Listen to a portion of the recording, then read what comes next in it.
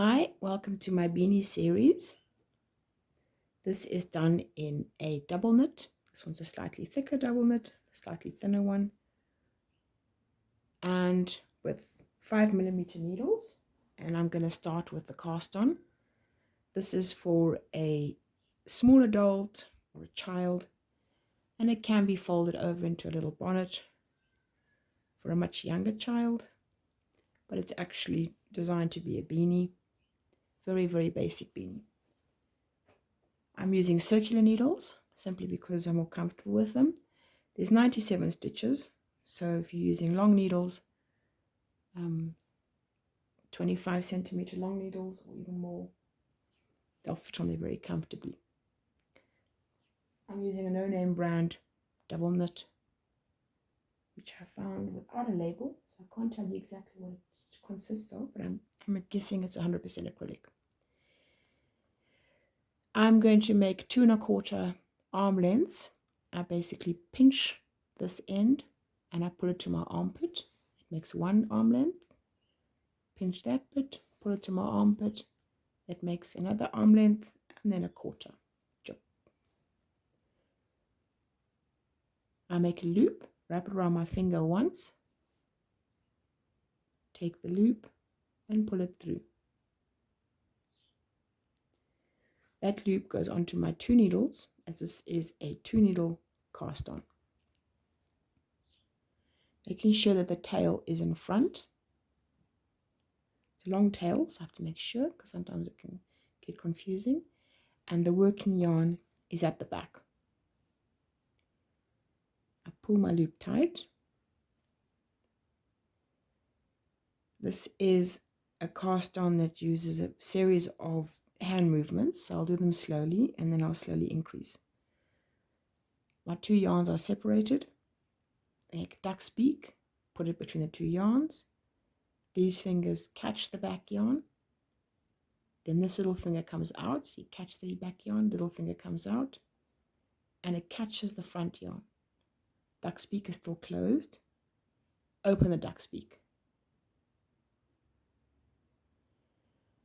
I now have a loop on my needle, on my 2 needles.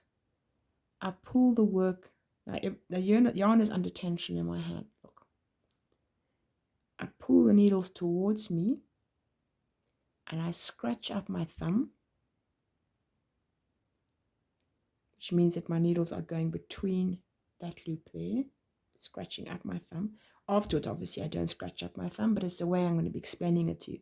You scratch up, then you twist, and you go and fetch this yarn here, and at the same time, your hand movement is going like that, and it's putting it over the needles, and you're bringing that loop back to your thumb, and you're scratching down your thumb. Now you have a loop on both fingers. It's the thumb loop you'll be letting go. And as you do that, the duck's beak goes in here, catches it, and pulls it open. And you have your first knot. Duck's beak, open, keeping yarn under tension, scratch up the thumb, go around, fetch the loop on this pointer finger, bring it back, scratch down thumb, drop loop on thumb, and then pull like that.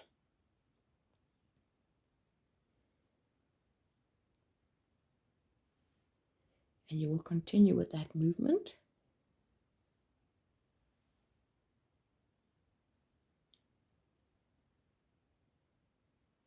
I'm going to go slowly, but if you need to have an explanation again, rather just rewind the video. And then once you've mastered the technique, you can come and follow here.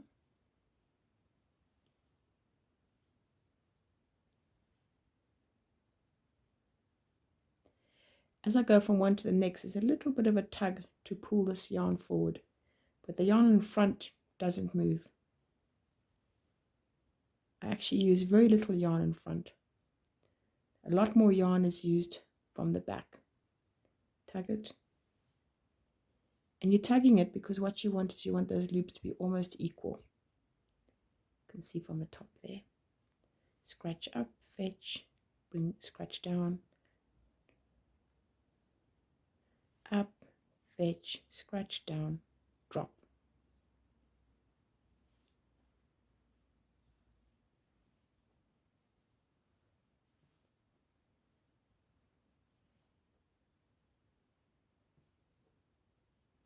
I continue with this until I have 97. At some point, you are going to want to pull one of the needles out and reposition it. And while speaking about that, I need to reposition my camera. I feel like it's sneaking down.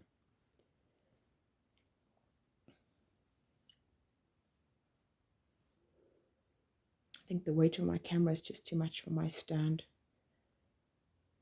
It just seems to want to gravitate downwards.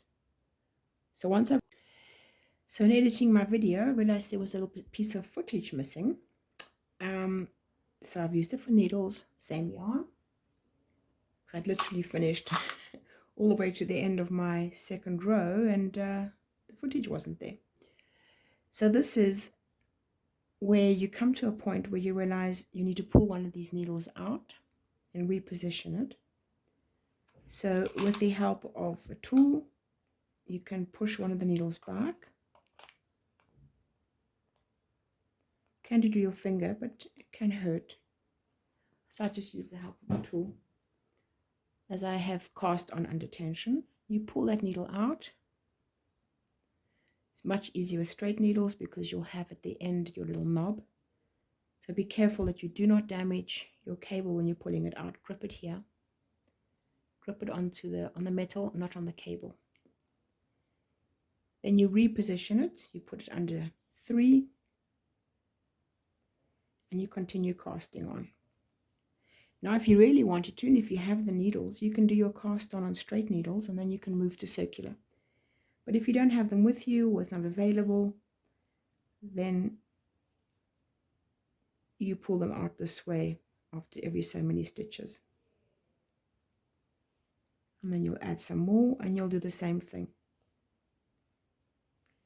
If you wait too long to pull out your circular needle, then you have to pull on the cable, and that's when you can damage it.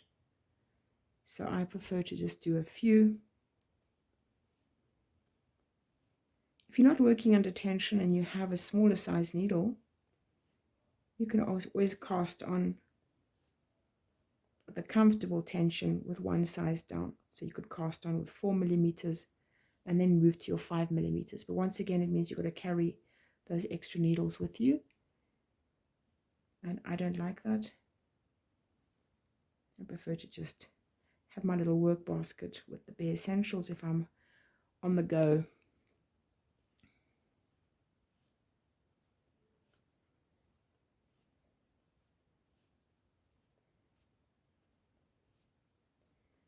You continue, and I'm looking for 97 stitches.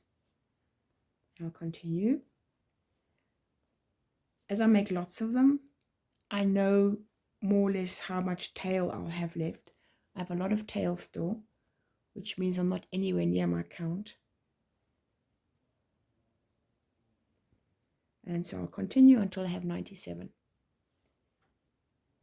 And if I don't have the right amount, I'll just slip this under the first 3 or 4 stitches, push it a bit back, and continue.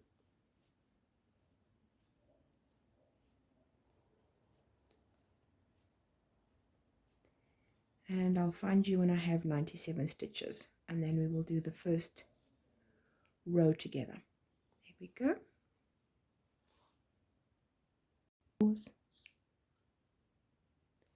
I have my 97 stitches, and now I'm going to do my 2x2 rib.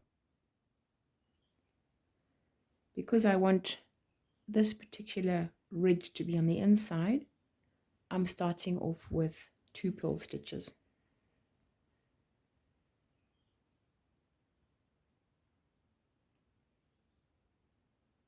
Two purl, and I'm giving this a little tug, and then 2 knit, 2 purl, 2 knit, My first row I do under tension, and then later on I ease back into my normal tension. I don't want the edge to gape too much.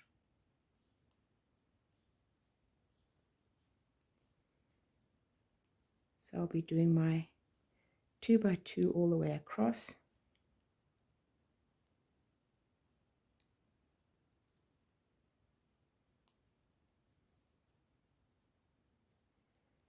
As I said, the very last stitch will be all on his own.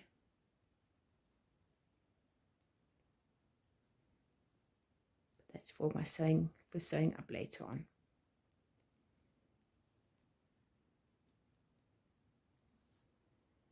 Gotta make sure I get my count right.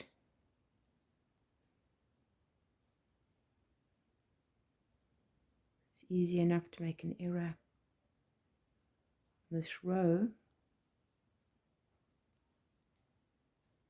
Once this row is established, then it's easy just to follow the pattern that represents.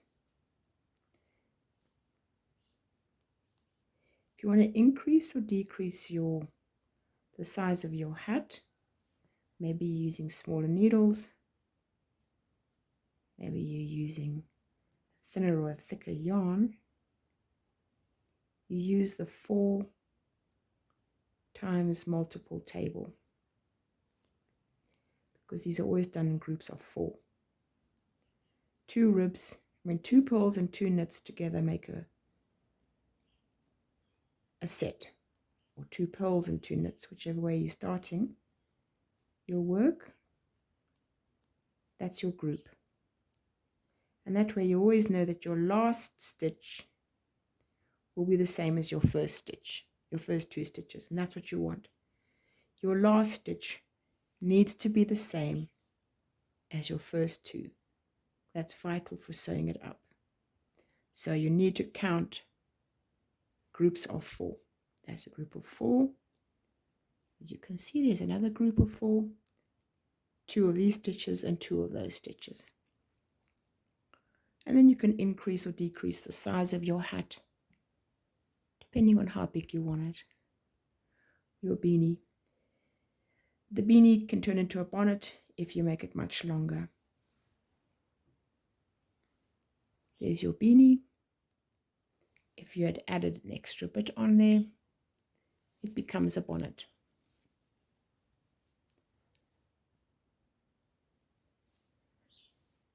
Children's heads are very big, but they need less depth. So this could very, very easily fit a 1-year-old or a 2-year-old. You'll be surprised at how big their little heads are. How big their little heads are. But by the time a child is 4 years old, he fits very comfortably into the width created by an adult hat. And so I will continue with this until I have the desired length. And then there'll be a video on how to decrease the bonnet. So the first stitch it presents here as a knit. It's a little bit tricky right at the bottom. Give it a nice tug because I want these stitches to be quite tight at the bottom. The next 2 present as purl.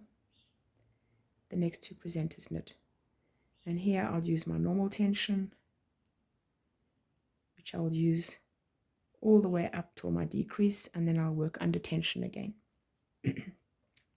Sorry, my voice is croaky. It's one of those things. There we go. And that's how you continue. Thank you very much for watching, and I hope that you watch the next 2, which is the crown and then the casting off. And yeah, with scrap yarn or whatever you have, you can also add bands of color. I'll make a video when I add bands of color. So there we go. Thank you very much. Bye.